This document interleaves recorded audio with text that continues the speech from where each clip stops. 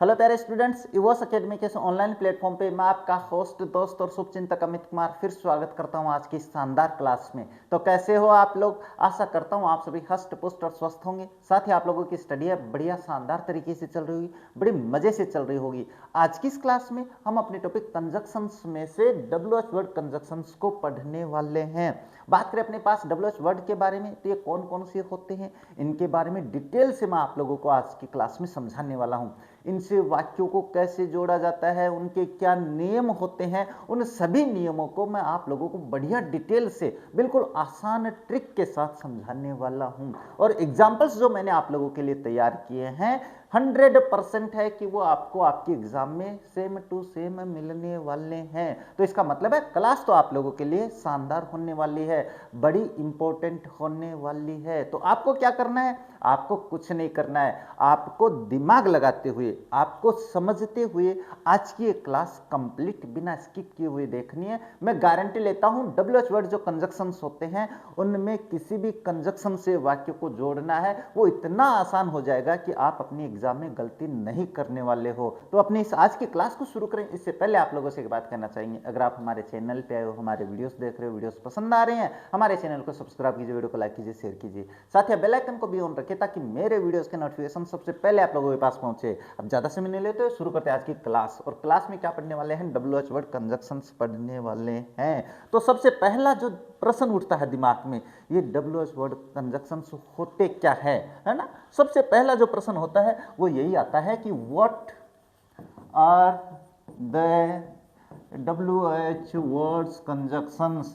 सबसे पहले है ना WH वर्ड कंजक्शंस, सबसे पहले दिमाग में प्रश्न से यही जो क्वेश्चन उठते हैं वो यही उठते हैं, सर ये क्या होते हैं, डिटेल तो बताओ थोड़ी। अरे चिंता मत करो, हर चीज समझाने वाला हूं।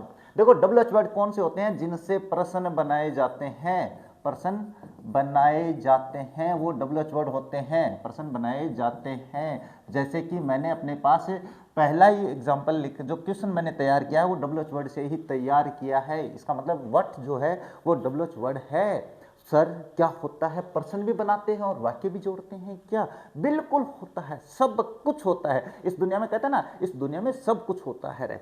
चलो बात करते हैं WH वर्ड के बारे में। तो एक बात और बता देता हूं मैं, ये जो WH वर्ड होते हैं, मैं क्या लिख रहा हूं रे, WH वर्ड है ना, ये जो WH वर्ड होते हैं ये आपके पास प्रोनाउंस भी होते हैं। क्या होते हैं भाई? प्रोनाउंस भी होते हैं। सर ये सर्वनाम भी होते हैं? बिल्कुल होते हैं, सर्वनाम भी होते हैं, ये ध्यान में रखना भी। क्यों होते हैं सर्वनाम, इसकी डिटेल मैं आप लोगों को अलग से समझाऊंगा। आज की क्लास अपन केवल WH वर्ड कंजक्शंस के बारे में पढ़ने वाले हैं। एक बेसिक सी बात बता देता हूं कि ये जो WH वर्ड होते हैं ये प्रोनाउन कब होते हैं? जब इनसे प्रश्न बनाया जाता है, जब इनसे प्रश्न बनाए जाते हैं, प्रश्न बनाए जाते हैं तब ये प्रोनाउंस होते हैं। अब समझ में आ जाएगा? बिल्कुल आएगा, प्रोनाउंस होते हैं। बस एक बेसिक सी बात है जो आपको समझना जरूरी है। और बात करें कंजक्शंस कब होते हैं, तो जब इनसे, है ना, मैं सारी चीजें समझाऊंगा रे, जब इनसे वाक्यों को जोड़ा जाता है ना, ध्यान से समझना मेरी बात, वाक्यों को जोड़ा जाता है तब ये कंजक्शंस होते हैं। बस इतनी सी बात है आप लोगों के पास। यानी कहने का मतलब प्रश्न बनाएंगे तो प्रोनाउन कह देंगे और जब इनसे वाक्य जोड़ेंगे तो आप इनको क्या कहोगे? कंजक्शंस कहोगे। अब दिमाग में आता है सर ये होते कौन कौन से हैं, तो अब समझ तो गए होंगे कि कौन कौन से होते हैं। सारे समझा देता हूं मैं। देखो इसमें सबसे पहले अपन हु पढ़ेंगे, ये भी WH वर्ड है। इसके बाद में हुम पढ़ेंगे, ये भी WH वर्ड है। इसके बाद में हुज पढ़ेंगे, ये भी WH वर्ड है। इसके अलावा बात करें व्हाट विच के बारे में बात कर लेते हैं पहले, बाद में ऑफ विच के बारे में बात कर लेते हैं। दोनों में अंतर है क्या? बिल्कुल समझाऊंगा। इसके अलावा बात करें वाई के बारे में, इसके अलावा बात करें वेन के बारे में, इसके अलावा बात करें वेयर के बारे में, यानी सर इतने सारे हैं, बिल्कुल इतने सारे हैं। इसके अलावा बात करें हाउ के बारे में। तो ये सारे आपके पास वो कंजक्शंस है जो WH कैटेगरी में आते हैं। क्या होता है सर? बिल्कुल एक बात और बता देते हैं, जितने भी WH वर्ड कंजक्शंस होते हैं उनको सबऑर्डिनेटिंग कंजक्शंस में शामिल किया जाता है। इतनी सी बात ध्यान में रखनी है। क्या? WH वर्ड को हमेशा डिपेंडेंट यानी सबऑर्डिनेटिंग कंजक्शंस में शामिल करते हैं। तो सर आपने तो पहले पढ़ा दिया सबऑर्डिनेटिंग कंजक्शंस। हाँ मैंने तो पढ़ा दिए, वहाँ पे तो नहीं पढ़ाए। वहाँ पे इसलिए नहीं पढ़ाए क्योंकि WH वर्ड कंजक्शंस को मैं अलग से समझाने वाला था विथ एग्जाम्पल्स, इसीलिए मैंने वहाँ पे नहीं समझाया था। वहाँ से अपनी क्लास काफ़ी बड़ी हो जाती। तो मैंने जो कंजक्शंस की क्लास अपलोड कर रखी है, कोऑर्डिनेटिंग कंजक्शंस और सबऑर्डिनेटिंग कंजक्शंस, उनको आपको डिटेल से समझना है। वहाँ पे आपको सारे नियम है वो तैयार हो जाएंगे। यहाँ पे इनसे वाक्य कैसे जोड़ा जाता है वो मैं समझाऊंगा केवल। अब देखो अपने पास सारे कंजक्शंस मैंने आप लोगों को बता दिए हैं, सारी चीज़ें मैंने समझा दी कब क्या होता है। अब अपन बात करते हैं इन कंजक्शंस के बारे में। तो सबसे पहले क्या आता है, सबसे पहले हम पढ़ेंगे हु के बारे में। अब ये हु जो होता है इसके बारे में छोटी सी बात और बता देते हैं। वो ये बताते हैं कि जब ये कंजक्शन का काम करता है तो इसका अर्थ होता है जो। क्या अर्थ होता है भाई, उस समय इसका अर्थ होता है जो। अब यहाँ पे अपने पास इससे संबंधित जितने भी अर्थ बनते हैं वो सारे अपन एग्जाम्पल्स में समझाएंगे। लेकिन जब इसे पर्सन बनाया जाता है तो इसका अर्थ होता है कौन, है ना, कौन होता है। तो ये कौन का मतलब क्या होता है, ये सब्जेक्ट के लिए पूछता है, कर्ता के लिए पूछता है। तो फिर इसका मतलब ये हुआ कि इसका प्रयोग जो बेसिक बात है ना वो ध्यान में रखने वाली बात है, इसका प्रयोग हमेशा सब्जेक्ट के लिए होता है। सब्जेक्ट क्या होता है भाई, सब्जेक्ट के लिए होता है। ये छोटी सी बात आपको ध्यान में रखनी है, क्या कि हु का प्रयोग हमेशा सब्जेक्ट के लिए होता है। तो इतनी सी बात अगर ध्यान में है तो ये मान के चलो आप वाक्य जोड़ने में कोई गलती नहीं करोगे रहे। अब वाक्य कैसे जोड़ा जाएगा तो वो भी समझा देता हूं मैं, वो बताना जरूरी है रे आप लोगों को, क्योंकि मुझे पता है चिंता हो जाती है सिर्फ हु से वाक्य जोड़ेंगे तो हु का प्रयोग कहाँ पे करेंगे, सबसे बड़ी समस्या होती है बच्चों की। बच्चे क्या करते हैं, वाक्यों के दो वाक्य देखे दोनों वाक्यों के बीच में कर देते हैं और वाक्य बना देते हैं। ये गलत है आप लोगों का। मैंने अपनी क्लास में पहले भी समझाया था, आज भी समझा रहा हूं मैं कि इसका प्रयोग मैं इसका मतलब हु का प्रयोग बता रहा हूं भैया ना, इसका प्रयोग बाद वाले वाक्य का सब्जेक्ट पहले वाले वाक्य में, सब्जेक्ट पहले वाले वाक्य में जिसके लिए आया हो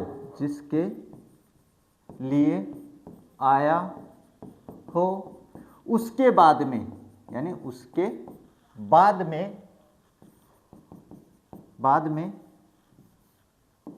बाद में हु का प्रयोग होता है। हु का प्रयोग कर बाद वाले वाक्य का सब्जेक्ट छोड़कर, मैं समझाने वाला हूं चिंता मत करो, सब्जेक्ट छोड़कर कंप्लीट लिखा जाता है। बस इतनी सी बात अगर आपको समझ में आ गई तो ये मान के चलो फिर हु आपके समझ में आ गया है। ऐसे नहीं समझ में आया तो एग्जाम्पल्स में और भी बढ़िया तरीके से समझ में आना है। ये भाषा मुझे बतानी इसलिए जरूरी है क्योंकि बच्चे है ना मोस्टली जो गलती करते हैं वो यही करते हैं कि हु का प्रयोग दोनों वाक्यों के बीच में कर देते हैं, जो कि गलत है, बिल्कुल गलत है ये बात। आपको क्या करना है, आपको अब मैं बताता हूं, देखो एक्सप्लेन करता हूं ये बात जो मैंने लिखी है।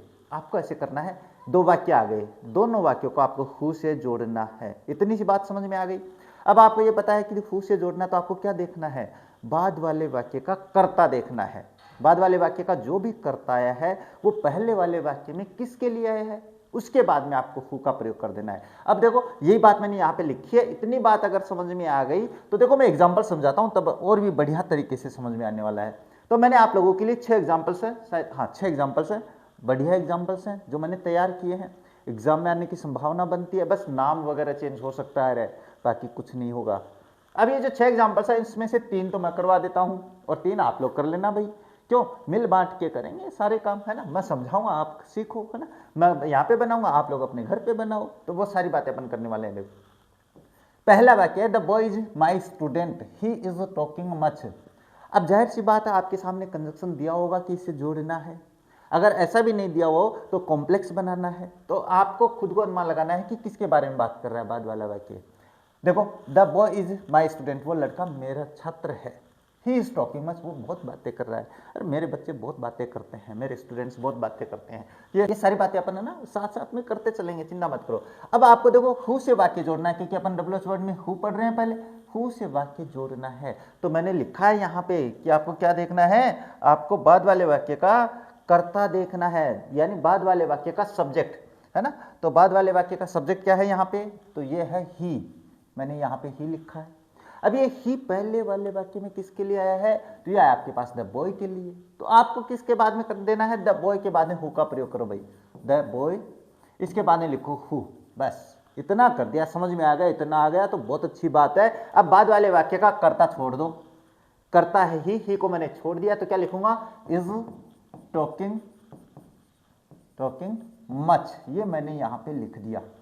अब पहले वाला वाक्य बच गया सर, तो इसमें अपने द बॉय तो लिख दिया, बचा हुआ ये है, तो मैं यहां पे लिख देता हूं is my student, is my student, बस इतना सा काम करना है और वाक्य हो जाएगा सही। और आपका जो अंक है ना, बढ़िया टीचर जो होगा ना वो समझते ही दे देगा, अरे बच्चे ने क्या तैयारी की है ना। तो आप बताते जाओ सर, पहाड़ पे चढ़ाते जाओ, कोई बात नहीं है ना, पहाड़ पे चढ़ेंगे एक दिन, पहाड़ कोई बड़ी चीज है क्या। हाँ, the girl is very intelligent, she won the race, लड़की, वो लड़की बड़ी इंटेलिजेंट है भाई, वन रेस जीत गई वो, है ना। इसके बारे में बात करते हैं, देखो इसका अर्थ क्या होता है, इस ऊपर वाले का जो अर्थ होगा वो होगा the boy who is talking much, लड़का जो ज्यादा बतला रहा है वो मेरा छात्र है। तो जो का अर्थ आ गया ना यहाँ पे हु का, देखो लड़की वाला बनाते हैं, लड़कियों की बात कर लेते हैं, नहीं लड़कियां नाराज हो जाएंगी। तो क्या है, देखो द गर्ल, मैंने यहाँ पे गर्ल लिख दिया। अब आपको क्या देखना है, सर मैंने पहला सब्जेक्ट लिख दिया, तो बाद वाले वाक्य में आओ। बाद वाला वाक्य क्या है, सी वन द रेस, तो यहाँ पे ये मैंने कहा है कि अगर वाक्य हु से जोड़ना है तो आपको बाद वाले वाक्य का कर्ता देखना है। कर्ता मैंने यहाँ पे बता दिया, सी है यह कर्ता, तो ये किसके लिए आया है, ये आपके पास लड़की के लिए आया, तो लड़की के बाद में आप हु का प्रयोग कर दो। अब मैंने अगर हु पहले लिख दिया है सब्जेक्ट के बाद में, तो आपको बाद वाले वाक्य का भी सब्जेक्ट छोड़ के पहले ही लिखना है, क्योंकि इसके बाद में हमेशा बाद वाला वाक्य पहले लिखा जाता है, वन द रेस। और इसके बाद में आपको क्या करना है, पहले वाले वाक्य में जो बच गया है, क्योंकि सब्जेक्ट तो अपन ने लिख दिया इज वेरी इंटेलिजेंट, ये और लिख देंगे और वाक्य हो जाएगा इज वेरी इंटेलिजेंट, और वाक्य हो जाएगा आपके पास कंप्लीट। ये मैंने कर दिया कंप्लीट भाई। अब एक और समझा देता हूं, बाकी तीन आप बनाओ भाई घर पे, मैं थोड़ी बनाऊंगा, एग्जाम्पल है भाई, आपको एग्जाम्पल से समझने तो है। देखो, the teacher is very strict, he teach us English, वो टीचर जो है ना बहुत स्ट्रिक्ट है भाई, हमें इंग्लिश पढ़ाता है। चलो ठीक है, बात करते हैं इसके बारे में। ये यहाँ पे मुझे करवाना पड़ेगा भाई एक मिनट। द टीचर, यहाँ पे अपने पास सब्जेक्ट ये है, तो इसके बाद में आपको क्या कर देना है, द टीचर, पहले तो मैं ये लिखूंगा, है ना, क्योंकि सब्जेक्ट की बात हो रही है। अब बाद वाले वाक्य का कर्ता देखना, क्योंकि हु से वाक्य जोड़ना है, तो बाद वाला जो ही है वो किसके लिए आया, टीचर के लिए आया, तो इसके बाद में मैं हु का प्रयोग कर दूंगा। और बाद में अपने पास जो पहले वाला, जो बाद वाला वाक्य है वो पहले लिखूंगा। क्यों लिखूंगा, हाँ क्योंकि इसके बाद में हमेशा बाद वाला वाक्य, क्योंकि वाक्य को भी तो जोड़ना है ना। हु टीच अस इंग्लिश, और उसके बाद में क्या है, is very strict, is very strict, और वाक्य हो जाएगा कंप्लीट। इसके बाद देखो, I met a person, he was manager in the Bajaj Finance, वाक्य मैंने लिखा भाई, इसमें थोड़ी गड़बड़ होगी, ये तो आपको बहुत ही सरल लगे भाई, अरे सर अब तो हम कर देंगे, अब आप कहो वो कर दें, लेकिन इसमें गलती करोगे आप लोग, बिल्कुल करोगे रहे। I met a person, he was a manager in Bajaj Finance, इसको वाक्य को हु से जोड़ना है, हु से जोड़ना है, तो बाद वाले वाक्य का सब्जेक्ट देखेंगे, सब्जेक्ट क्या है, ही आ रखा है। ये ही पहले वाले वाक्य में किसके लिए आया है, तो मैंने तो यहाँ पे कर्ता किया, कर्ता आप जस्ट इसके बाद में लगा दोगे, आई के बाद में। गलत कर दिया यहीं पे आप लोगों ने, है ना, मैं नहीं गलत कर रहा, आप लोगों ने कर दिया रहे, मुझे पता है ये ही है, वो इस व्यक्ति के लिए आया है, किसके लिए आया है, इस व्यक्ति के लिए आया है, तो आपको हु का प्रयोग इसके बाद में करना है, तो क्या हो जाएगा, आई मेट ए पर्सन। अब यहां पे इसके बाद में आपको हु का प्रयोग करना है। अब इसके बाद में जब आपने पूरा वाक्य लिख दिया, तो हु के बाद में बाद वाला वाक्य जो बच गया उसका कर्ता छोड़ देंगे, was a manager in Bajaj finance, है ना, बस ये देख लेना भाई आप लोग, फाइनेंस लिखना है रे, हाँ। और वाक्य हो जाएगा कंप्लीट। अब इसके बाद में कुछ बचा ही नहीं, इस वाक्य को तो अपने पहले ही कंप्लीट लिख दिया। इसके बाद में तो बच्चे ये गलती कर देते हैं आपके, आप इसमें तो अपने दोनों के बीच में लिखा है, तो इसमें इसलिए बीच में लिखा है क्योंकि जो कर्ता वो इस ऑब्जेक्ट के लिए आया है। जब कर्ता ऑब्जेक्ट के लिए आता है, बाद वाले वाक्य का कर्ता ऑब्जेक्ट के लिए आता है, तो आपको बीच में प्रयोग करना है और बाद वाले वाक्य का कर्ता छोड़ देना है। देखो इसमें समझाते हैं, the SDM rewarded the man, he saved a girl from a sinking. अब बात करते हैं, बढ़िया एग्जाम्पल है, बहुत ही शानदार एग्जाम्पल की बात कर रहा हूं भाई।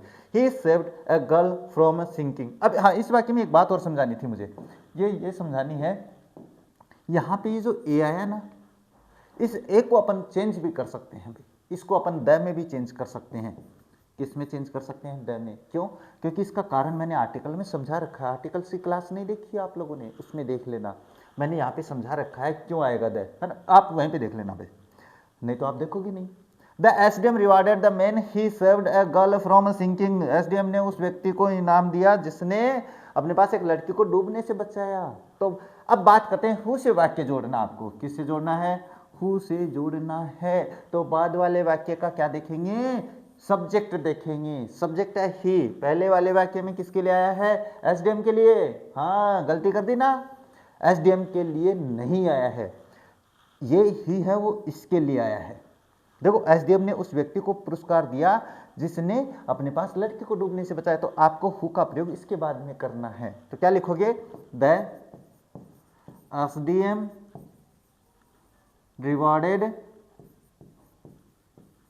इतनी आसानी से कोई नहीं समझाने वाला है, कहीं पर भी नहीं समझाने वाला, मुझे पता है, मैंने क्लास देखी है, मैंने लिख दिया। अब इसके बाद मैं हु का प्रयोग करूंगा, और हु का प्रयोग करूंगा तो अब पहले वाले वाक्य में कुछ बचा नहीं है, तो इस सब्जेक्ट को तो छोड़ दूंगा मैं, और यहाँ पे saved a girl from sinking. From sinking का मतलब होता है डूबने से। अब यहाँ पे इसका अर्थ क्या आएगा भाई? यहाँ पे ये जो हु है, इसने, इसका मतलब जिसने, जिसने, जो एक ही बात है भाई, है ना, जिसने, और जो होता है ना, एक ही सब्जेक्ट का ही भाव होता है, ये जो या जिसने, ये होता है भाई। तो ध्यान में रख लेना भाई, the SDM rewarded the man who saved a girl from sinking. अब ये नीचे वाला आप लोग कर लेना भाई, है the boy is crying he lost his cycle. इससे ये ऊपर वाले नियम से होगा, क्योंकि इसमें ये करता है, इसका बॉय के लिए आया है, तो इसके बाद में करते हुए कर देना भाई, आप लोग बना लोगे। मैंने तो 3 बनवाए थे, अभी एक ही बनवा रहा हूं मैं तो आप लोगों से। चलो बात करते हैं नेक्स्ट आता है आप लोगों के पास हुम। इसका प्रयोग भी वैसे ही करेंगे जैसे हु का पड़ा है, लेकिन थोड़ा सा चेंज करेंगे भाई। क्या करेंगे? थोड़ा सा चेंज करेंगे। क्या करेंगे सर? तो पहले तो इसका अर्थ होना चाहिए जिसे। क्या है इसका अर्थ? होता है जिसे या जिसको। क्या होता है? जिसको। ये हो जाता है। इसका अर्थ ले लेंगे अपन, जब कंजक्शन होता है तब इसका अर्थ ये निकालेंगे अपन। जब अर्थ अगर नहीं समझ में आया तो कोई भी फर्क नहीं पड़ता है, वाक्य सही होना जरूरी है। अब सबसे पहले बात करते हैं इसका प्रयोग किसके लिए होगा भाई। तो इसका प्रयोग हमेशा ऑब्जेक्ट के लिए होता है भाई। ऑब्जेक्ट यानी वाक्य का जो ऑब्जेक्ट होता है ना, ऑब्जेक्ट के लिए होता है। बस इतनी सी बात है, ज़्यादा टफ नहीं है, है ना। ऑब्जेक्ट के लिए करेंगे, वहाँ पे अपन ने सब्जेक्ट किया था, यहाँ पे ऑब्जेक्ट, क्योंकि हु का जो ऑब्जेक्ट होता है वो हु का जो ये सब्जेक्ट का काम करता है, इसका ऑब्जेक्टिव रूप होता है हुम। बस अपन बस यही करेंगे और कुछ नहीं करेंगे। आपको क्या देखना है? बाद वाले वाक्य का ऑब्जेक्ट देखेंगे, पहले वाले वाक्य में किसके लिए आया है। तो बाद वाले वाक्य का ऑब्जेक्ट पहले वाले वाक्य में जिसके लिए प्रयुक्त हुआ है। देखो जिसके लिए बता दिया ना मैंने, जिसके लिए प्रयुक्त हुआ है उसके बाद में, उसके बाद हुम का प्रयोग होता है, हुम का प्रयोग होता है। नियम वही है, होम जहाँ पे आएगा उसके बाद में आपको बाद वाला वाक्य वो पहले लिखना है। अब होम अगर सब्जेक्ट के बाद में आ गया तो आपको बाद वाला वाक्य पहले लिखना है, होम अगर ऑब्जेक्ट के लिए आया तो उसके बाद नहीं। तो ये बात कंफ्यूजन में आना नहीं है भाई। जहाँ पे अपन ने लिख दिया ना होम को, जहाँ पे अपन ने होम को लिख दिया है उसके बाद में आपको सॉरी, जहाँ पे अपन ने होम लिख दिया, हाँ सही बता रहा हूँ, जहाँ पे अपन ने होम को लिख दिया है उसके बाद में आपको बाद वाला वाक्य ही लिखना है। WH वर्ड में यही नियम होता है। तो ये ध्यान में रह गया होगा। इतनी बात इसके लिए समझ में आ गई तो चलो एग्जाम्पल्स की तरफ चलते हैं। एग्जाम्पल्स वही 6 तैयार कर रखे हैं और इसमें देखते हैं कौन कौन से सब्जेक्ट के लिए, ऑब्जेक्ट के लिए, दोनों बातें अपन करेंगे। दोनों में से दो एग्जाम्पल्स कितने हैं वो मैं समझा देता हूँ, बाकी 2 जो बचे ना वो आप भी किया करो। रहे थोड़ा बहुत मेहनत करोगे, खुद करोगे तो ज़्यादा बेटर रहेगा। देखो बात करते हैं। The girl is my sister, वो लड़की मेरी बहन है ना। क्या है? The girl is my sister, वो लड़की मेरी बहन है। इसके बाद में देखो क्या है, यू मेट यस्टरडे, यानी तुम मिले यस्टरडे, यानी कल तुम मिले। अब देखो बात करते हैं, इस वाक्य में एक छोटी सी समस्या है, बाद वाले वाक्य में ऑब्जेक्ट नहीं है। क्या है? बाद वाले वाक्य में ऑब्जेक्ट नहीं है, तो आपको खुद लगाना है अनुमान कि ये यू मेट यस्टरडे, तुम मिले यस्टरडे। किससे मिले भाई? तो इस लड़की से मिले भाई, है ना, द गर्ल से मिले, है ना। ये देखो ये रही दिल लड़की, इस लड़की से मिले हो। तो आपको करना क्या है, आपको होम का प्रयोग इसके बाद में कर देना है। तो कैसे लिखोगे? जो है गर्ल होम, ये मैंने यहाँ पे होम लिख दिया है ना इसके बाद में। अब बाद वाले वाक्य में अपन ऑब्जेक्ट नहीं है। सपोज करो मैं एक बात यहाँ पे लिख, यू मेट हर यस्टरडे, ये लिख दिया मैंने। एक बात और समझा देता हूँ, यू मेट हर यस्टरडे, जिससे तुम यस्टरडे मिले। अब ये जो जिससे मिले हैं, ये जो हर है वो कौन है? वो ये लड़की तो है। इसके बाद में तो करूँगा, ये किससे मिला है भाई? बाद वाला वाक्य है वो किसी से मिला है। किससे मिला है? इस लड़की से मिला है। तो होम का प्रयोग आपको किसके करना है? इस वाक्य के लिए ऑब्जेक्ट तो यही है ना, यही है। तो इसके बाद में आपको होम का प्रयोग करना है और बाद वाले वाक्य का ऑब्जेक्ट। अब इसमें ऑब्जेक्ट होता तो इसको छोड़ देते, नहीं तो देखो नीचे एग्जाम्पल आएगा भाई। ये मैं एक बार थोड़ा मैं कंप्लीट कर देता हूँ। यू मेट यस्टरडे, देखो इसमें मैंने ना वाक्य जो सब्जेक्ट है वो छोड़ा नहीं है भाई। क्यों नहीं छोड़ा? क्योंकि होम का प्रयोग आप करोगे किसके लिए? होम का प्रयोग आप करोगे अपने पास ऑब्जेक्ट के लिए, तो इसमें अपन छोड़ेंगे नहीं इसको। इसमें अपन ऑब्जेक्ट होता तो छोड़ देते। देखो इसमें समझाता हूँ। The man was innocent, the police arrested last night, इसमें भी ऑब्जेक्ट नहीं दिया भाई। लेकिन पुलिस ने अरेस्ट किसको किया है?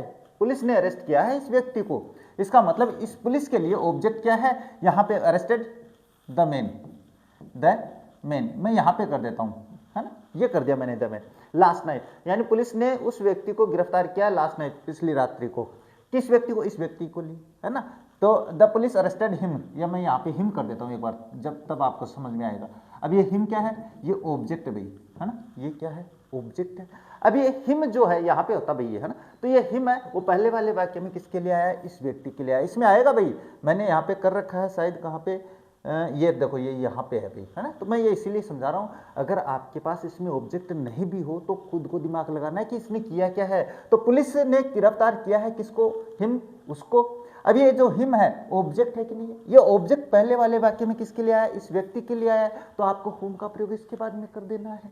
तो मैं यहाँ पे एक बार करके दिखाता हूँ, नहीं तो समझ में नहीं आएगा। द मैन होम, अब आपको हुम यहाँ पे लिख दिया तो बाद वाले वाक्य पहले लिखेंगे।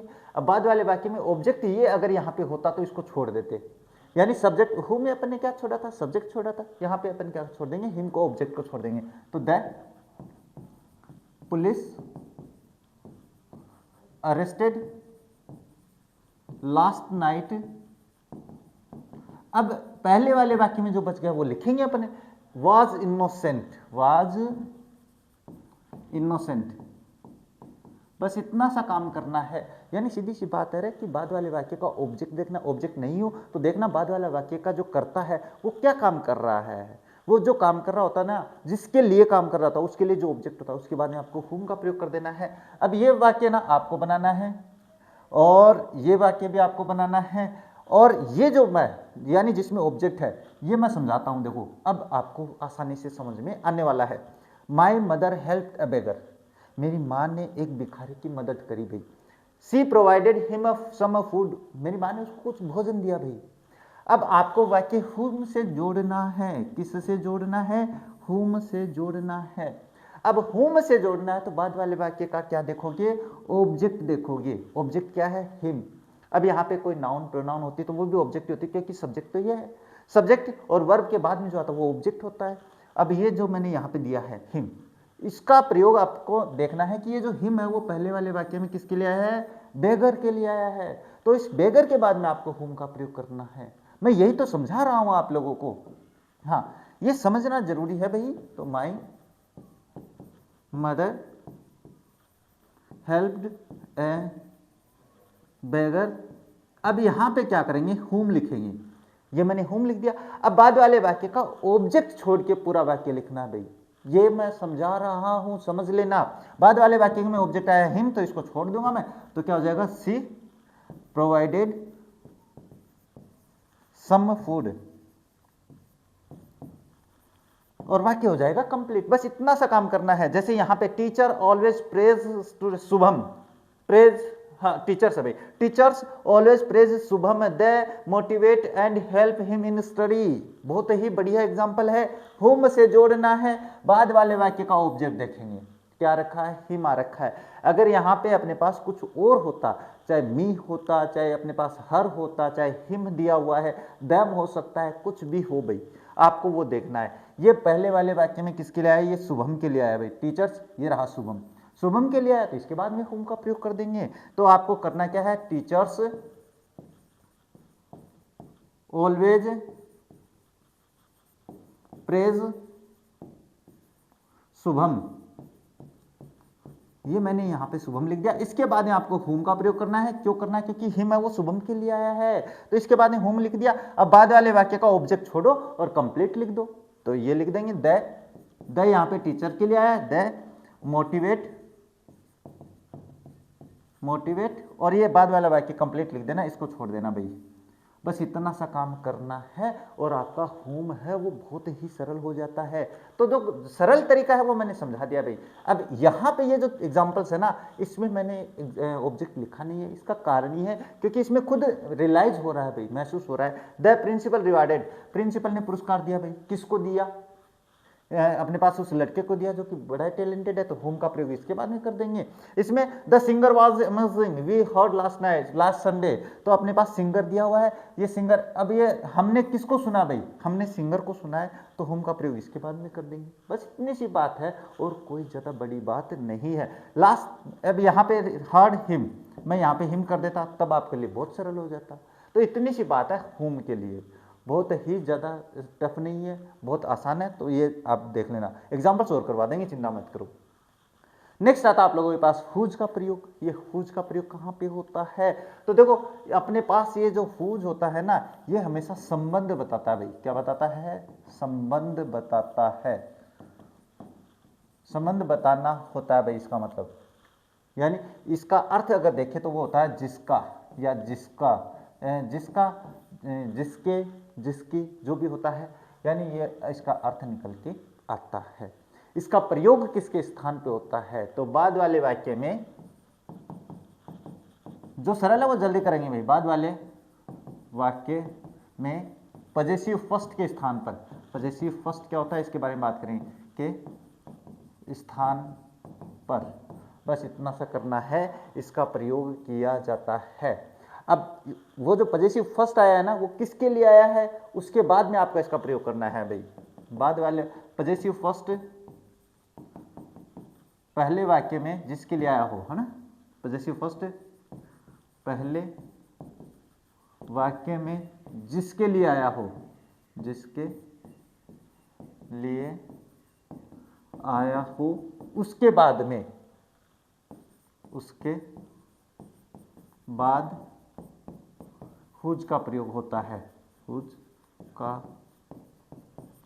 प्रयोग होता है। नियम वही है, हुज जहां पे लिख देंगे उसके बाद में आपको बाद वाला वाक्य लिखना है पहले। ये अपने पास नियम ध्यान में रखना आपको।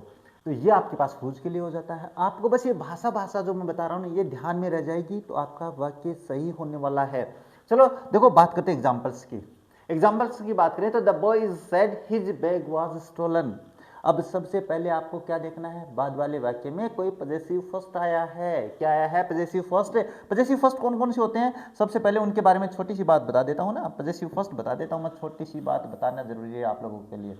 पजेसिव फर्स्ट में बात करें तो देखो, सबसे पहले बात करें, हिज हो सकता है, हर हो सकता है, इसके अलावा माई हो सकता है, इसके अलावा देयर हो सकता है, इसके अलावा बात करें इट्स हो सकता है, इसके अलावा बात करें योर हो सकता है।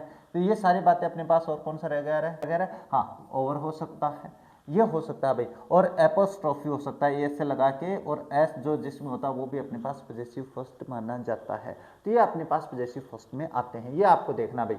ये देखोगे तो सबसे पहले मैं एक दो एग्जांपल समझा देता हूँ भाई। देखो ये दो ज़्यादा अपने पास एग्जांपल समझाएंगे नहीं। The boys said his bag was stolen, वो लड़का बड़ा दुखी है जिसका बैग चोरी हो गया रे, बैग चोरी हो गया तो दुखी तो होगा बेचारा। तो देखो यहाँ पे ये रहा पजेसिव फर्स्ट। अब ये जो पजेसिव फर्स्ट है वो पहले वाले वाक्य में किसके लिए आया भाई, ये इस लड़के के लिए आया है, तो इस लड़के के बाद में आपको हुज का प्रयोग कर देना है। अब समझ में आ रहा है सर? बिल्कुल हाँ, द बॉय, बाद में अपन हुज का प्रयोग यहाँ पे करेंगे, और बाद वाले वाक्य में मैंने यहाँ पे लिखा नहीं क्या कि पजेसिव फर्स्ट को छोड़ के लिखेंगे भाई, हाँ तो पजेसिव फर्स्ट को छोड़कर लिख देंगे, पजेसिव फर्स्ट को छोड़ कर कंप्लीट वाक्य लिखेंगे ना, कंप्लीट वाक्य लिखेंगे। बस इतनी सी बातें हैं रे। ये ऑब्जेक्ट में ऑब्जेक्ट को छोड़ के कंप्लीट बातें लिखेंगे। तो ये बातें बताने की मैं तो डिटेल से समझाता हूँ ना रे, मेरे पास तो डिटेल बहुत है, हर चीज़ है। द बॉय हुज, अब यहाँ पे अपन क्या करेंगे, अगर मैंने यहाँ पे हुज लिख दिया तो बाद वाला वाक्य पहले लिखेंगे।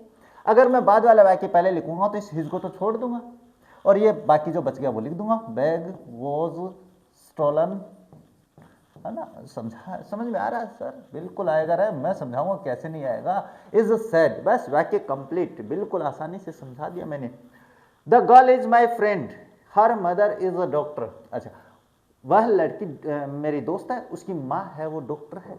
तो क्या देखेंगे, हुज से वाक्य संबंध बता रहा है भाई। ये जो, हाँ एक बात और बता देता हूँ भाई, इसमें अपने पास संबंध बताने का, ये तो बता दिया मैंने शुरू में बता दिया, ये तो क्या बार बार बताऊंगा, मैं भी कमजोर बच्चे थोड़ी ना हूँ मेरे।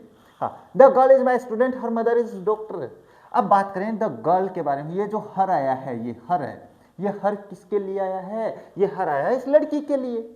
तो लड़की के बाद में अपन हुज का प्रयोग कर देंगे। तो लड़की लिख दिया मैंने यहाँ पे, लड़कियों, ये लो लिख दिया, इसके बाद में मैं करूँगा हुज, और हुज लिख दिया तो सर यहाँ पे तो हुज लिखा गया तो बाद वाला वाक्य पहले लिख दो, इसमें आपको पजेसिव फर्स्ट है वो छोड़ देना है। तो whose mother is a doctor, हाँ, और उसके बाद में इज माई फ्रेंड ये लिख देंगे, is my friend, oh my friend Ganesha, तू देना साथ हमेशा, है ना।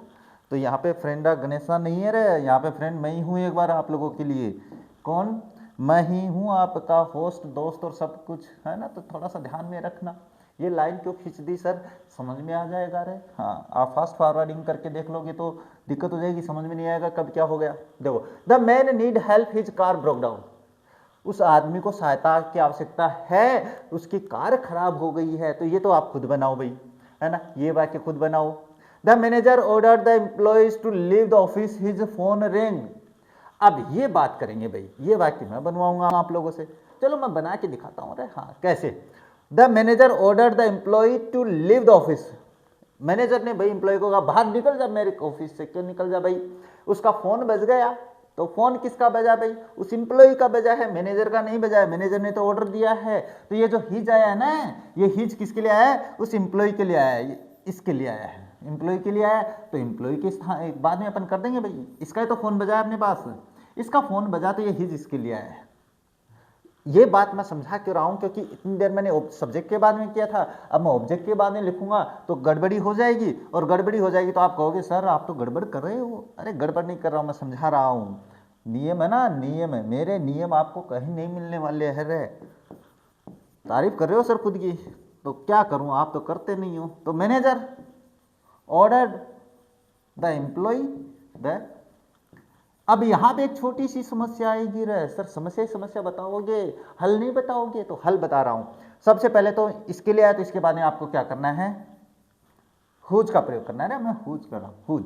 अब बाद वाला हुज मैंने यहाँ पे लिख दिया तो इसका मतलब बाद वाला वाक्य पहले आएगा, तो पहले आएगा तो मैं पहले लिखूंगा, ये लो अब मैं बता रहा हूँ तो मैं ही लिखूंगा भाई रैंक। अब इसमें कुछ बच गया क्या, तो एम्प्लॉय अपने पास टू लीव द ऑफिस ये बच गया, बाकी तो सारा कुछ लिख दिया, तो ये अपन लास्ट में लिखेंगे भाई, to leave the office the,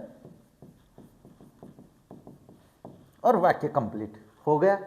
इतनी सरल तरीके होते हैं सर बनाने के। हाँ अरे मेरी क्लास में सब कुछ सरल है। The teacher is angry we miss his class, यहाँ पे भी समस्या आने वाली है भाई। कैसे, अब देखो यहाँ पे जो हिज है ना, ये हिज ये कहाँ पे है, ये हिज यहाँ पे है भाई। अब ये जो हिज है वो किसके लिए आया है भाई, हिज क्लास, उसकी क्लास, उसकी किसकी, टीचर की क्लास। तो आपको ये जो हिज है वो टीचर के लिए आया है, टीचर के लिए आया तो इसके बाद में अपन करेंगे तो समस्या क्या आएगी, समस्या आएगी सर टीचर अपन ने लिख दिया, हिज इसके लिए आया तो हुज। अब समस्या ये आती है कि ये लिखें कि ये लिखें, तो आपको पहले ये लिखना है, पहले ये लिखना है, हिज छोड़ देंगे और हिज के बाद जो है वो पहले लिखा जाएगा, ध्यान में रख लेना। अब इसके बाद में क्या आएगा, ये जो बाद वाला वाक्य वो पहले कंप्लीट लिखेंगे, वी मिस। अब कंफ्यूजन हुआ कि नहीं हुआ, हुआ थोड़ा सा हुआ है, कोई बात नहीं। अब पहले वाले वाक्य में जो बच गया इज एंग्री, वाक्य कंप्लीट, इस तरीके से आपको बना देना है। ये थोड़ा सा कंफ्यूजन आ गए, हाँ कंफ्यूज आ गए सर, कोई बात नहीं है, कंफ्यूजन दूर कर देंगे। The player whose performance was best won the medal, अरे ये तो वाक्य पहले से ही तैयार है, कोई बात नहीं भी। हाँ ये अपने पास तैयार है तो आपका हुज भी कंप्लीट हो जाता है। ये खुद बना लेना, ये जो मैंने छोड़ा है भाई, हाँ एक ही तो छोड़ा है रे, बाकी तो बनवा ही दिए। बात करते हैं नेक्स्ट आता है विच और ऑफ विच, इसके बारे में बात करते हैं। इसके बारे में एक छोटी सी बात बता देता हूँ। ये सब्जेक्ट के लिए आता है, ये संबंध बताने के लिए आता है, ये ऑब्जेक्ट के लिए भी आता है, ये सब कुछ के लिए आता है रे। बस ये सब्जेक्ट ऑब्जेक्ट ये आपके पास संबंध बताने के लिए। इसका जो अर्थ होता है वो जिसका, जिसे, जिसको होता है, तो ये मैं बता दे, ये मैंने बता दिया है। इसका प्रयोग मैं एक बात बता रहा हूँ इंपॉर्टेंट, इसका, इनका मतलब दोनों का, इसका प्रयोग हमेशा नॉन लिविंग थिंग्स के लिए होता है, अब समस्या आती है कि सर इसमें नॉन लिविंग थिंग में, जैसे मेरे पास मार्कर है तो ये नॉन लिविंग थिंग है, लेकिन एक बात जो मैं खास बताने वाला हूं वो ये है कि एनिमल्स के लिए भी आपको इसका प्रयोग करना है। यानी मैं जो बात बता रहा हूं ध्यान में रखना भाई, एनिमल्स के लिए भी आपको इन्हीं का प्रयोग करना है। यानी किसी भी जानवर का अगर संबंध बताना हो किसी से तो भी आपको इसका प्रयोग करना है। तो ये बेसिक सी बात है जो आपको समझनी है भाई। जानवरों को नॉन लिविंग थिंग में ही माना जाता है, तो ये समझ लेना, क्योंकि उनके लिए अपन ही सी का प्रयोग नहीं कर सकते हैं, क्योंकि वो तो व्यक्तियों के लिए होता है, इसीलिए अपन इट का प्रयोग करते हैं। तभी तो अपन कहानी जब पढ़ते हैं तो इट का प्रयोग करते हैं ना, इट वॉज वेरी हंग्री, क्यों, क्योंकि अपन इट नॉन लिविंग थिंग के लिए आता है, इसलिए अपन इनका प्रयोग भी, विच का प्रयोग भी इन एनिमल्स के लिए करेंगे। अब बात क्या है, नियम वही ध्यान में रखना है। अगर आपके पास नॉन लिविंग यानी निर्जीव वस्तु, नॉन लिविंग थिंग जो है, अगर वो सब्जेक्ट के लिए आई है बाद वाले वाक्य में, मैं बाद वाले वाक्य की बात करता हूं, हमेशा ध्यान में रखने ना, नॉन लिविंग थिंग पहले वाक्य में जिसके लिए आई हो, जिसके लिए आए, उसके बाद में आपको विच का प्रयोग करना है, विच का प्रयोग होता है। ये तो हो गई अपने पास विच। ऑफ विच भी समझा देते हैं, तो इट्स का प्रयोग है ना, ध्यान से समझ लेना मेरी बात। इट्स का प्रयोग पहले वाक्य में जिसके लिए हो,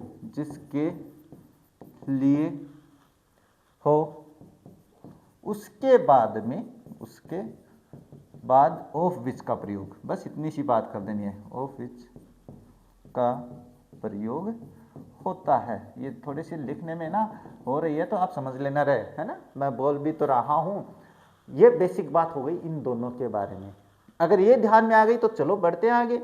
आगे बढ़े तो कुछ एग्जांपल्स मैंने लिख रखे हैं, ये बनाते हैं। देखो, this is the pen I bought yesterday. ये वो पेन है जो मैंने कल खरीदा। तो अब यहाँ पे कुछ भी नहीं है भाई, विच से वाक्य जोड़ना है, विच दिया हुआ है तो आपको क्या करना है, देखना है पहले वाले वाक्य में आपके पास कोई नॉन लिविंग थिंग दे रखी है, या बाद वाले वाक्य में अगर इट वगैरह दिया हुआ है तो वो पहले वाले वाक्य में किसके लिए आया है वो देखना है ना। ये बेसिक बात। अगर इट, हाँ ये रहा, इसमें समझे बिल्कुल आने वाला है। आपको वाक्य ये विच से जोड़ना है तो आपको क्या देखना है, पहले वाले वाक्य में नॉन लिविंग थिंग दी है भाई। क्या दी है, निर्जीव वस्तु। क्या है, इसमें पेन दिया हुआ है तो आपको विच का प्रयोग किसके बाद में कर देना है, उसके बाद में कर देना है। तो मैं यहाँ पे करूँगा क्या, this is the pen which I bought yesterday. बस इतना सा कंप्लीट करना है काम। अरे मीनिंग गलत लिख दी मैंने, है ना। हाँ, मेरी गलती बहुत जल्दी पकड़ते हो रहे तुम लोग।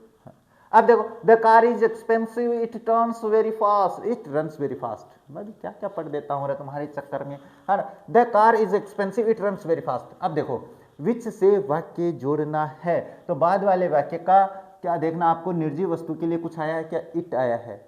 बाद वाले वाक्य में इट्स, इट और इट्स ध्यान में रखना। ये कहीं पर भी हो, चाहे सब्जेक्ट में हो, चाहे ऑब्जेक्ट में हो, चाहे पॉजेसिव फर्स्ट में हो, कहीं पर भी हो, आपको देखना है कि पहले वाले वाक्य में किसके लिए आया है। अब यहाँ पे ये सब्जेक्ट है, कोई बात नहीं है, कोई फर्क नहीं पड़ता, निर्जीव वस्तु के लिए है। निर्जीव वस्तु आपके पास क्या है, कार है, तो कार के बाद में विच का प्रयोग कर दो, कंप्लीट हो जाएगा वाक्य। तो क्या हो जाएगा, द कार विच, कार के बाद में मैंने विच लिख दिया, विच लिखा है। अब मैंने अगर विच यहाँ पे लिख दिया तो बाद वाला वाक्य पहले लिखा जाएगा भाई, ये तो 100% है, इसमें कोई दो राय नहीं है। तो मैं यहाँ पे, अब ये इट है ना, इसको छोड़ दूंगा भाई, है ना, रन्स वेरी फास्ट। अब इसके बाद में आपको पहले क्या, जो बाद वाला बच गया, सॉरी पहले वाला वाक्य जो बच गया वो लिख देंगे। एक्सपेंसिव है ना ये, अरे मैं क्या लिख रहा हूँ रे, एक्सपेंसिव, वेरी एक्सपेंसिव है क्या ना, एक्सपेंसिव है, महंगी कार है, खरीद लेंगे एक दिन, चिंता क्यों करते हो। The table needs repair it is broken, बिल्कुल सीधी सी बात है। इट दिया हुआ है, ये इट किसके लिए आया है, इट टेबल के लिए आया है, क्योंकि इट का प्रयोग हमेशा नॉन लिविंग थिंग के लिए होता है। बस इतनी सी बात ध्यान में रखनी है। तो मैं यहां पे कर देता हूं, द टेबल विच, मैंने यहां पे लिख दिया। अब विच इज ब्रोकन, ये लिख दिया मैंने। अब पहले वाले वाक्य में जो बच गया वो लिख देंगे, तो नीड्स रिपेयर और वाक्य कंप्लीट। बस इतनी सी बात करनी है आप लोगों को, वाक्य सही हो जाएगा। The dog is harmless, the dog barks loudly. वो कुत्ता है ना, हार्मलेस है भाई, नुकसानदायक नहीं है भाई, बहुत। द डॉग बार्क्स लाउडली, वो कुत्ता जो तेज भौंकता है ज्यादा नुकसानदायक नहीं होता है। अब इसमें आपके पास इट तो आया नहीं है, लेकिन इट नहीं है कोई बात नहीं, निर्जीव वस्तु तो है ना। सर निर्जीव क्या है कुत्ता, ये इसलिए है क्योंकि अपन इसे इंसानों की कैटेगरी में नहीं लेते हैं, तो इनके लिए प्रोनाउन बनाया गया इट। अब इट आता है अपने पास नॉन लिविंग थिंग के लिए भी, तो इसलिए ये आ गया। ये पहले वाले वाक्य में इसके लिए आया, तो जाहिर सी बात है इसके बाद में करेंगे। द डॉग विच, और अभी मैंने विच यहाँ पे लिख दिया तो बाद वाला वाक्य पहले लिखूंगा। इसका कर्ता तो मैं छोड़ दूंगा, ये जो निर्जीव वस्तु बाद वाले वाक्य की, ये तो मैं छोड़ दूंगा। तो बाक्स लाउडली, और जो इसमें बच गया वो लिख देंगे, इज हार्मलेस, और वाक्य कंप्लीट। बस इतनी सी बात ध्यान में रखनी है। You the idea is great you suggested, इसमें अब समस्या आ गई, सर इसमें नॉन लिविंग थिंग ही नहीं है, तो कैसे नहीं है रे, विचार दिया हुआ ना, द आइडिया इज ग्रेट। अरे वो जो आइडिया तूने दिया था ना, बढ़िया ही विचार था, बढ़िया आइडिया दिया। अरे मेरा भाईला बढ़िया आइडिया दिया, आइडिया दिया तो इसका मतलब वो बढ़िया है। और इसके बाद में आपको यू सजेस्टेड, तो कुछ नहीं करना है, विच का प्रयोग इसके बाद में कर देना, कंप्लीट हो जाएगा। तो द आइडिया विच, अब विच मैंने यहां पे लिख दिया तो बाद वाला वाक्य पहले लिखा जाएगा। इसमें अपने पास इट्स है, इट या इट्स है, वो कुछ दिया हुआ नहीं है, तो अपने पास इससे तो कोई फर्क नहीं पड़ता, अपन ये लिख देंगे, क्योंकि अगले ने पहले ही बहुत ही सरल करके दिया है। ये तो सजेस्टेड, और बच गया क्या, इज ग्रेट। ये हो जाता भैया आप लोगों के पास, ये हो गया। अब ये देखो इसमें आ गया इट्स, ये इट्स इसलिए क्योंकि केवल ये पजेसिव यानी संबंध बताने के लिए, निर्जीव वस्तुओं से संबंध बताने के लिए इट्स का प्रयोग किया जाता है। बस ध्यान में रखना है, पहले वाले वाक्य में निर्जीव वस्तु है, उसके बाद में ऑफ विच का प्रयोग करेंगे। इट्स के लिए हमेशा आपको ऑफ विच का प्रयोग करना है। अगर आप विच भी कर दोगे तो सही ही माना जाएगा, चिंता मत करो, लेकिन आपको ऑफ विच करना है क्योंकि मैं समझा रहा हूँ ना रे। हाँ, तो क्या हो जाएगा, ये इट्स है वो किसका है, इस शर्ट के लिए है, तो मैं यहाँ पे कर दूंगा द शर्ट। अब अगर मैंने ये इसके लिए आया तो इसके बाद ऑफ विच का प्रयोग करना पड़ेगा मुझे, ऑफ विच, है ना, थोड़ा सा ध्यान से संभल के कर लेना रहे, ऑफ विच। अब मैंने ऑफ विच पहले लिख दिया तो बाद वाला वाक्य पहले लिखूंगा, वन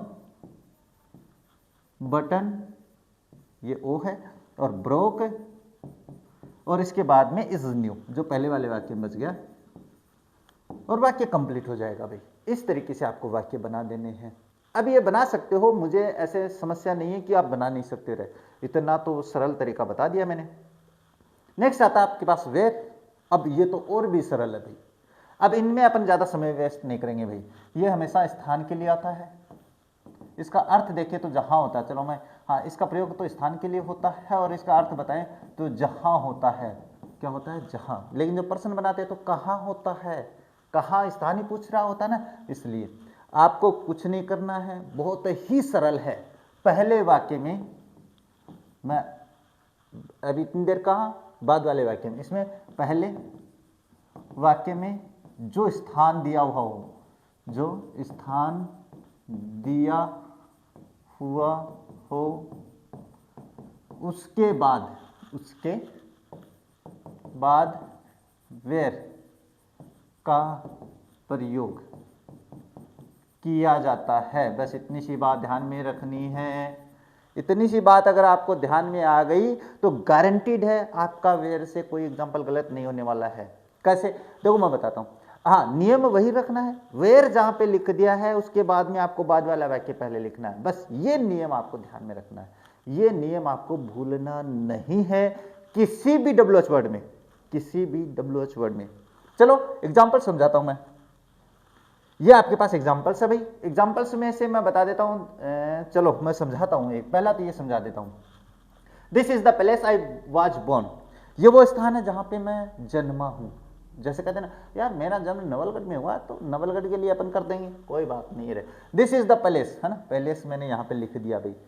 अब पहले वाले वाक्य में स्थान दिया हुआ है, ये प्लेस स्थान इंगित हो रहा है, तो इसके बाद में आपको किसका प्रयोग करना है, वेयर का प्रयोग करना है। बस इतनी सी बात है। देखो, this is the place where, इसके बाद में वेयर लिख दिया। अब पहले वाले वाक्य में कुछ बचा नहीं तो बाद वाला वाक्य पूरा लिखेंगे। अगर बाद वाले वाक्य में कोई स्थान सूचक शब्द है उसको छोड़ दिया जाता है, यानी जिसके लिए जो प्रोनाउन अपन कंजक्शन काम में ले रहे हैं उससे संबंधित बाद वाले वाक्य में जो भी शब्द हो, चाहे हु हो चाहे हुम, जितने पढ़ा दिए ना मैंने, उसमें उससे संबंधित वो शब्द छोड़ देते हैं। तो इसमें दिया हुआ नहीं है आई वॉज बोर्न, और वाक्य हो जाएगा कंप्लीट।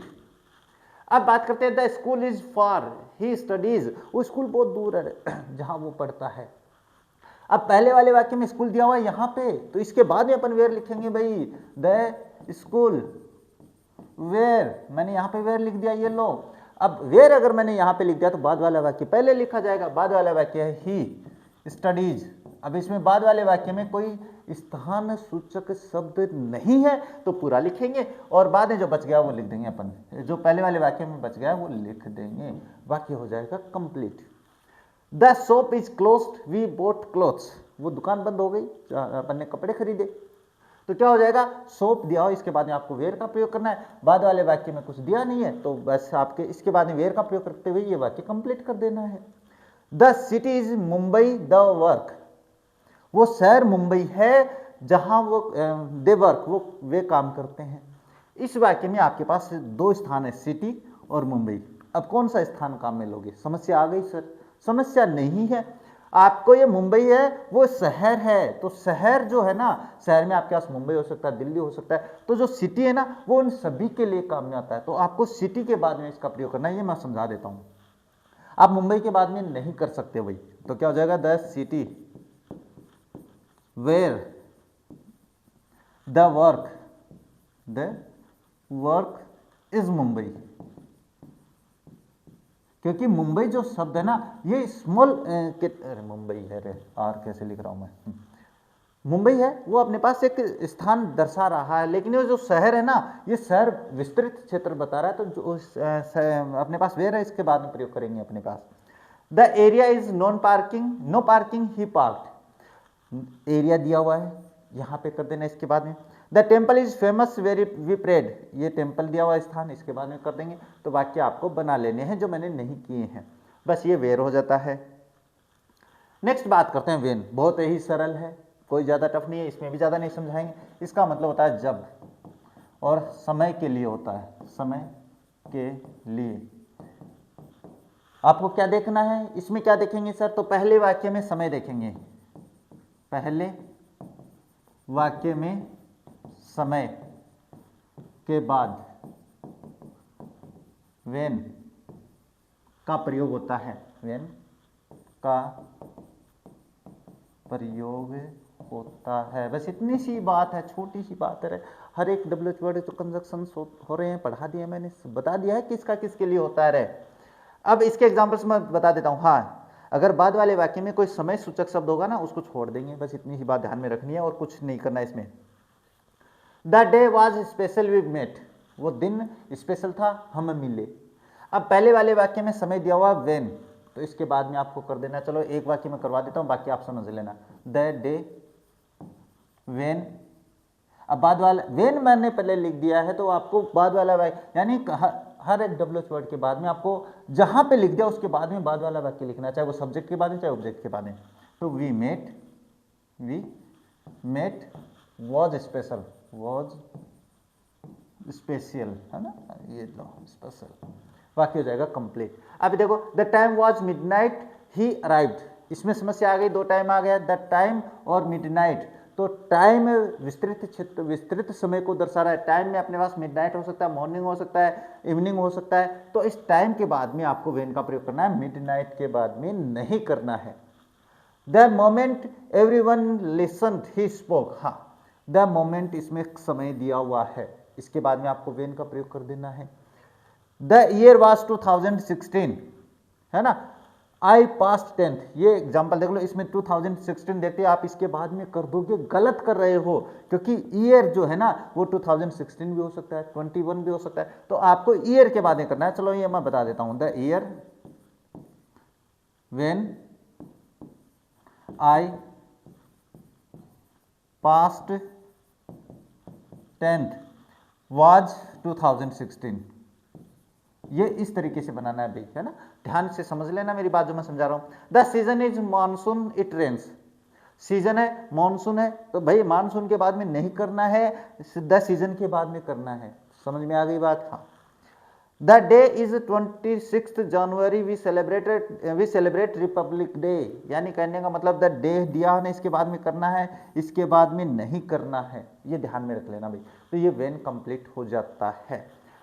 जो सरल है उनमें ज़्यादा समझाने की आवश्यकता ही नहीं है, तो मैं क्यों इस, आप खुद भी तो करोगे ना। नेक्स्ट आता है वाई, इसका मतलब होता है क्योंकि, क्यों,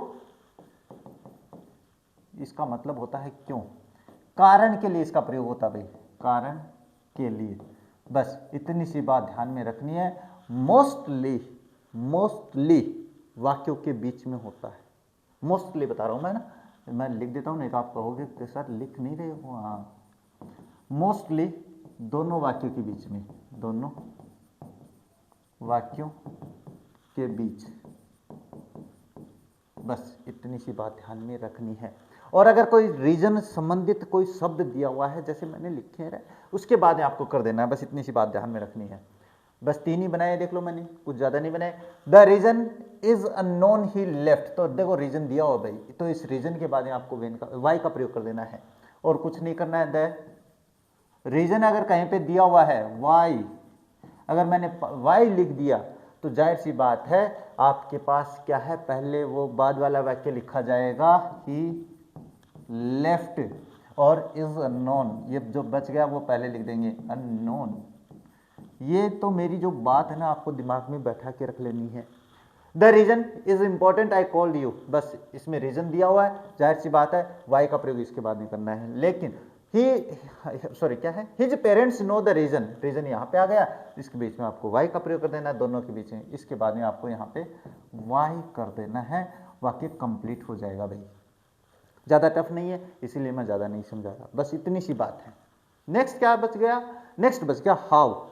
हाउ का मतलब होता है जैसे, वैसे पर्सन में इसका मतलब होता है कैसे, जैसे, और ये हमेशा तरीका बताता है भाई, तरीका, मैनर है ना, तरीका, मैनर्स, जिसको मैनर कहते हैं ना, किसी काम को करने का तरीका जो होता है वो बताता है। मोस्टली दोनों वाक्यों के बीच में क्या होता है भाई, मोस्टली दोनों वाक्यों के बीच में,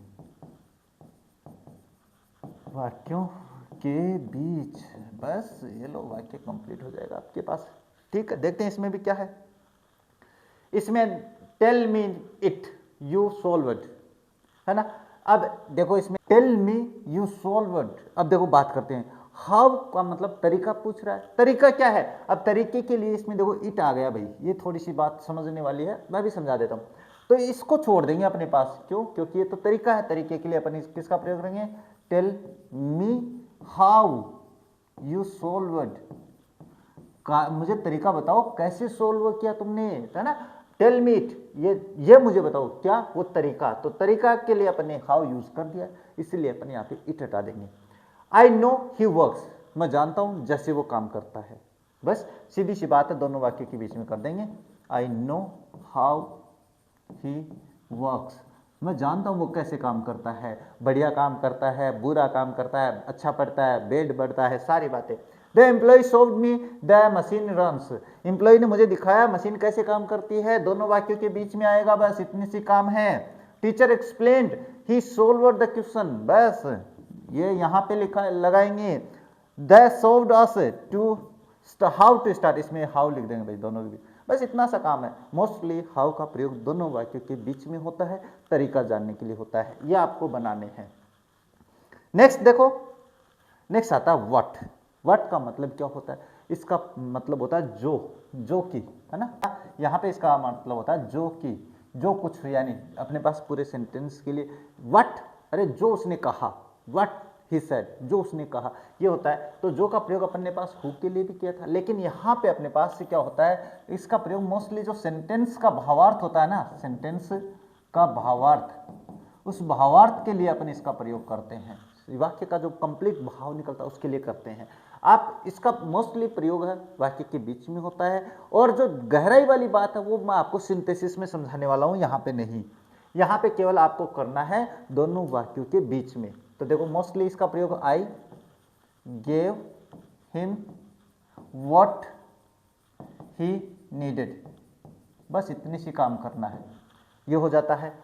he said I already knew, इसका मतलब क्या होता है, उसने कहा मैं पहले से जानता था भाई। अब मैं पहले से क्या जानता था, जो उसने कहा, तो इसमें आपके पास वाक्य के बीच में नहीं आएगा भाई, क्योंकि ये जो वाक्य का भावार्थ है ना, इस भावार्थ के लिए आपको लिखना है, तो इसमें आपको करना पड़ेगा व्हाट ही सेड, कोमा लगाएंगे, I already knew, I already knew.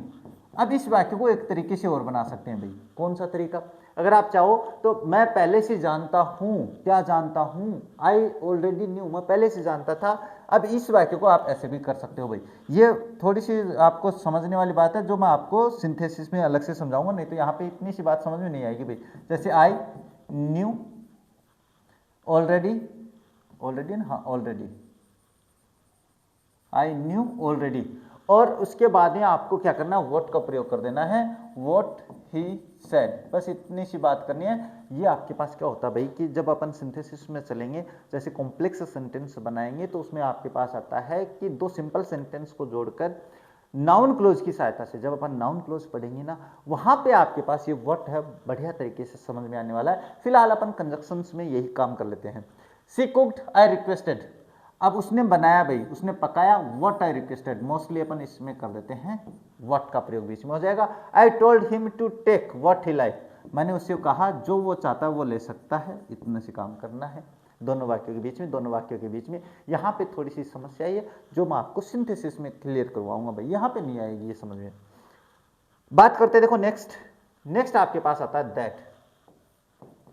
इसका प्रयोग आप हु के स्थान पे कर सकते हो भाई, है ना, जो मैंने बताया था ना, हु के स्थान पर जो शुरू शुरू में पढ़े थे, पर इसका प्रयोग होता है, इसका प्रयोग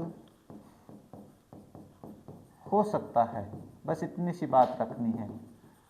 यानी हु का प्रयोग जहां पे अपन ने किया ना, वहां पे अपन इसका प्रयोग कर सकते हैं, कोई गलत नहीं है। तो फिर अंतर क्या है दोनों में? तो दोनों में अंतर बताएं तो देखो अंतर क्या आएगा, अंतर आएगा कि इसका प्रयोग, है ना, मैं छोटी सी पहले एक एग्जांपल समझा देता हूं, उसके बाद में बात करते हैं इस एग्जांपल से क्या देखते हैं, एग्जांपल्स नहीं अभी, है ना, तो मैं ये थोड़ा यहीं पे समझा देता हूं। जैसे he is my friend, he helps the poor, मैंने एक एग्जाम्पल लिखा भाई। अब इस वाक्य को आपको क्या है कि खुद मान के चलो कि इसके सामने आ गया हु, और इसको आपको हु से जोड़ना है, तो मैं हु से जोड़ूंगा तो क्या लिखूंगा, बाद वाले वाक्य का कर्ता देखूंगा, तो इसके लिए भी बाद वाले वाक्य का कर्ता देखूंगा तो ही। अब मैं यहाँ पे लिख दूंगा हु, और अगर मैं यहाँ पे दैट होता तो दैट भी कर देता, दोनों सही है। अब मैंने ये दोनों यहाँ पे लिख दिए तो बाद वाला वाक्य पहले लिखूंगा मैं, तो पहले लिख देता हूँ हेल्प्स द पुअर, और जो पहले वाले वाक्य में बच गया वो मैं लिख देता हूँ यहाँ पे माई फ्रेंड। अब सबसे बड़ी बात आती है, ये तो आपने सर सेम बता दिया, अंतर क्या है? अंतर मैं बता देता हूँ। अंतर ये है कि जब पहले वाक्य में, है ना, ध्यान से समझ लेना, पहले वाक्य में दो नाउन इसमें कौन सी, एक लिविंग, एक तो लिविंग यानी सजीव, और एक निर्जीव, एक क्या हो, निर्जीव यानी नॉन लिविंग हो, तो उनके लिए दैट का प्रयोग होता है, हमेशा ध्यान में रखना, दैट का प्रयोग होता है। बस इतनी सी बात है, वो ध्यान में रखनी है। पहला जो डिफरेंस है वो आ गया, वो समझ में? हाँ सर आ गया। अगर ये आ गया समझ में तो कोई बात नहीं है, अभी समझा देते हैं, नेक्स्ट और समझा देते हैं। अभी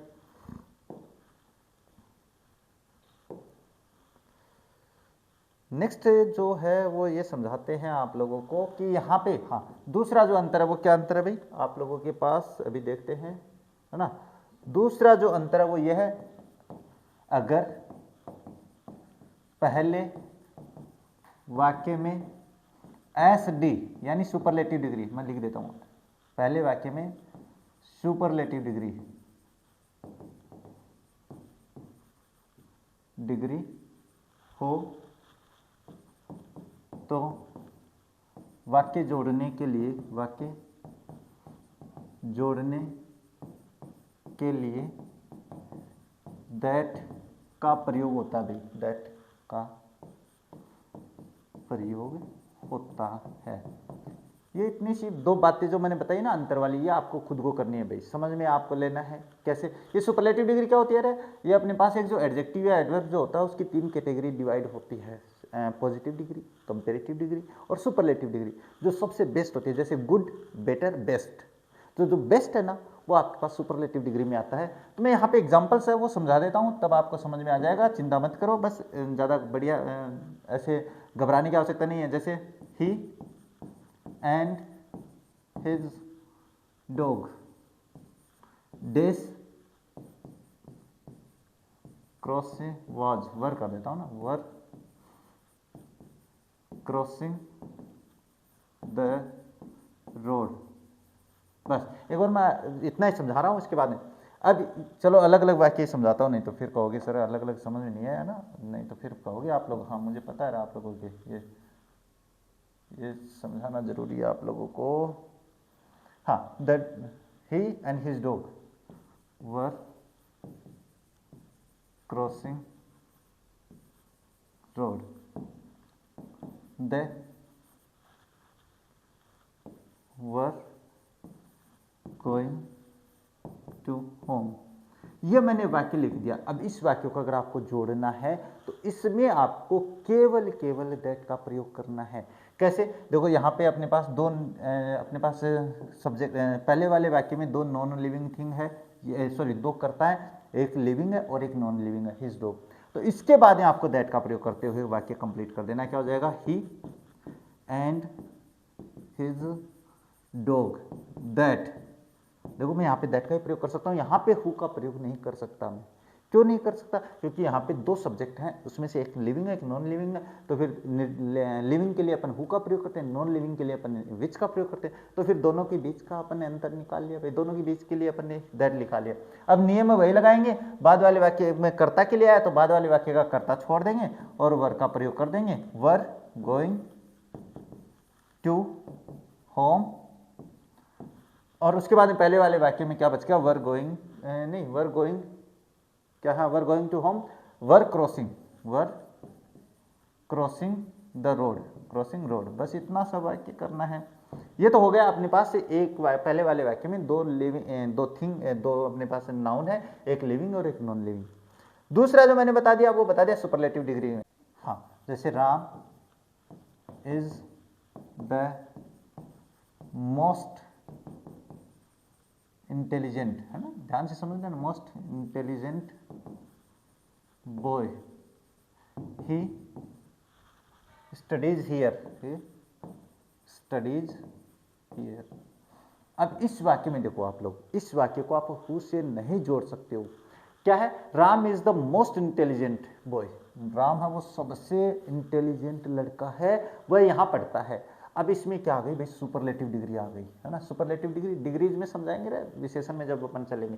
तो यहाँ पे केवल एक बार ध्यान में रखना है, सुपरलेटिव डिग्री आ गई है तो इसमें आपको क्या करना है? केवल दैट से जोड़ना है और क्या हो जाएगा? ये हो जाएगा राम दैट। अब मैंने दैट यहाँ पे लिख दिया है तो जाहिर सी बात है बाद वाले वाक्य को अपन पहले लिखेंगे। तो अब राम सब्जेक्ट के लिए यूज कर रहे हैं तो सब्जेक्ट वहाँ पे ही है, ही को अपन छोड़ देंगे तो क्या हो जाएगा? Studies here. अब यहाँ पे आ जाएगा is the most intelligent boy, most intelligent boy, intelligent boy, और वाक्य हो जाएगा आपके पास कंप्लीट। और अब ये जो कंफ्यूजन है ना आपका दैट वाला, ये कंप्लीट हो गया होगा भाई, है ना, कंप्लीट हो गया ना मेरे हिसाब से। अब ये जो डब्ल्यू एच वर्ड कंजक्शन है और इसमें मैंने ये दैट है ना वो एक्स्ट्रा बता दिया है तो बहुत अच्छी बात है। दैट का कंफ्यूजन है ना वो भी दूर हो गया आप लोगों के पास कि हु के स्थान पे अपन इसका प्रयोग भी कर सकते हैं। तो आज अपन ने क्या सीखा है? आज अपन ने सीख लिया है डब्ल्यू एच वर्ड को कंजक्शंस में कैसे काम में लिया जाता है। और अगर आप लोगों ने ये क्लास कंप्लीट देख ली है तो गारंटीड है इनसे संबंधित आप कोई भी एग्जाम्पल्स है वो गलत नहीं करने वाले हो। तो मुझे आशा है कि आप लोगों को क्लास है वो पसंद आई होगी। अगर पसंद आ रही है तो क्लास को शेयर भी कर दिया करो, लाइक भी कर दिया करो, और चैनल पे नए हो तो सब्सक्राइब जरूर कर लिया करो। तो आज की क्लास को यहीं पे कंप्लीट कर देते हैं और मिलते हैं आप लोगों से अपनी नेक्स्ट क्लास में। तब तक देखते रहिए हमारा चैनल। जय हिंद, जय भारत।